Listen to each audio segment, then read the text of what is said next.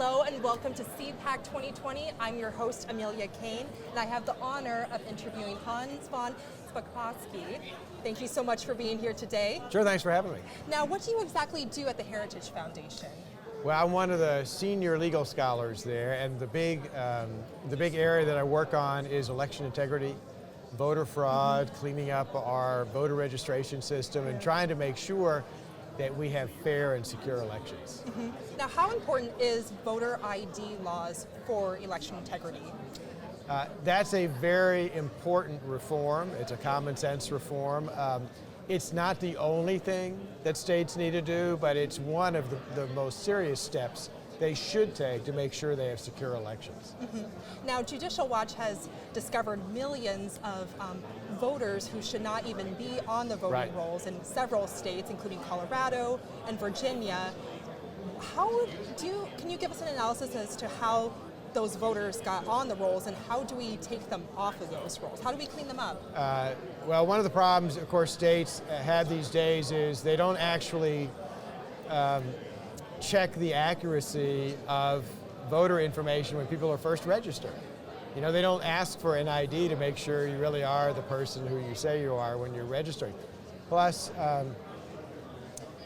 when folks leave, when they move away from a state and they register in a new state, often that information doesn't get back to the old state. Also, a lot of states are not very good about checking death records, for example, to make sure people get taken off. And of course, look, a lot of this is just administrative error. But there are folks out there who will try to take advantage of that. And probably one of the best graphic examples of that is in 2012, a woman named Wendy Rosen was running for Congress in Maryland. She actually won the Democratic primary and was going to be challenging the incumbent Republican until someone discovered through opposition research that not only was she registered to vote in Maryland, she was also registered to vote in Florida and in fact had voted in both states in multiple elections. She was forced out of the race, pleaded guilty to voter fraud, but that shows you how that being registered in more than one state, you can take advantage of that. And the important thing there is election officials didn't discover the problem. She could have probably gotten away with it for years, except she decided to run for office and someone did opposition research on it. Now, who are these election officials? Is this on the local level, the state level? Who are they? We have the most decentralized election system of any Western democracy. So elections are really run at the county level in almost every state. In just a handful of states like Michigan, it's actually run at the township level. So the key people are county election officials all over the country. Okay, and so on these voter rolls, people have either moved, died, or just ineligible to vote. Is that correct? Yeah, unfortunately, for example, there are a lot of aliens who shouldn't be on the rolls in many different parts of the country because, again, it's so easy to get registered and election officials don't really verify the information. So if you're an alien, you go in, you get a driver's license, and they ask you, do you want to register to vote? A lot of aliens will say yes, and they get registered.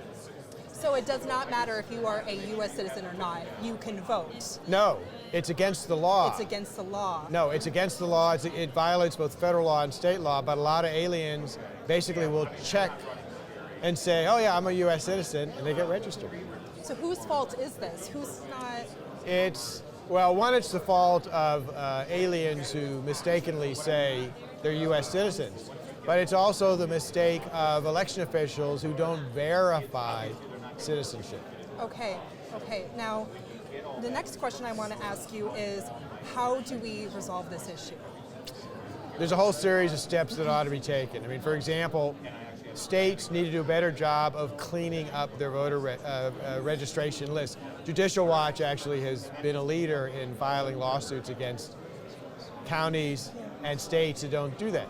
But states also need to put in reforms like requiring an ID to vote both in person and through absentee ballots.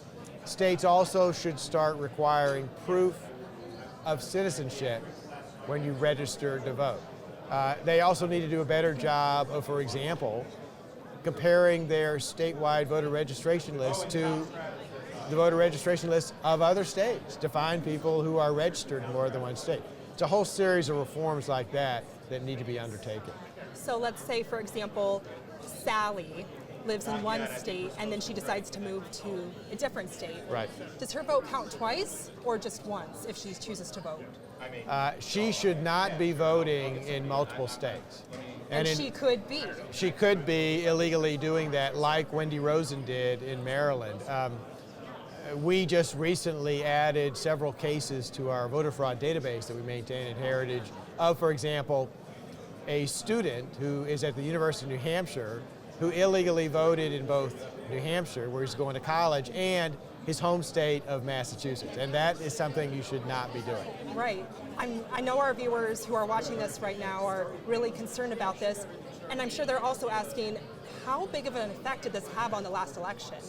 Or the election prior to that? Well, we don't really know how big of an effect it had in the last presidential election because the presidential commission that Trump appointed to look at this was shut down after all these lawsuits were filed by progressive groups to stop it from operating. But look, here's the key thing that we do know. It could have an effect in close elections. And we have close elections all the time in this country, particularly at the local level. The Ohio Secretary of State just a couple of years ago put out a report in which he pointed out that in just a couple of years he'd had 140 elections, local elections decided by either a tie vote or just one vote. And 140 you said. 140 elections, and that's typical, that happens all over the country. Wow. Well, thank you so much, Hans. Sure, thanks for having me. Thank you. And thank you for tuning in to Inside Judicial Watch.